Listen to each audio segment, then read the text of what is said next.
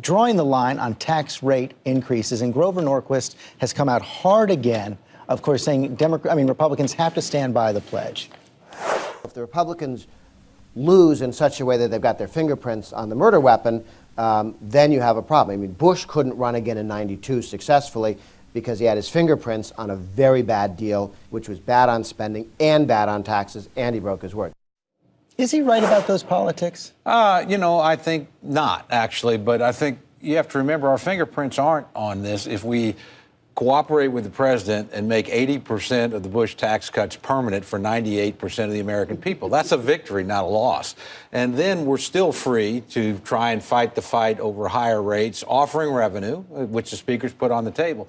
Politically, to me, that seems to be a much superior position than a messy deal at the end where it looks like we caved. I think we have the opportunity to take the initiative and actually, again, move the discussion to entitlements. And what you also avoid there, Dan, is something else that I think some Republicans are worried about, not 92, but 1994, when the government shut down, Newt Gingrich was blamed. Right. Oh, trust me, you talk to Republicans, that is what they were. They said no matter how this shakes out, if we go over the fiscal cliff, we are blamed. I hear that over and over.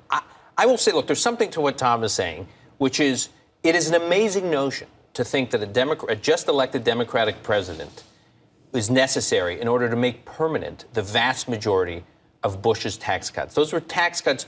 When those tax cuts were demonized by the Democrats, they weren't just the tax rate cuts on the upper income. They were the tax rate cuts across the board. The idea that most of them could be made permanent. I mean, Bush couldn't have gotten that done in 2004 after being reelected. So I do think Republicans should take a victory lap in that regard, even if I'm skeptical of raising the top rate. It is really politically smart to do this. But it's also politically smart to cut the knees out from under Grover Norquist. I mean, this guy is, who is he? He's an unelected. But it's not him. It's not him. That's the point. He's become a straw man. He represents something that's real. He represents something that's real. The emperor has no clothes.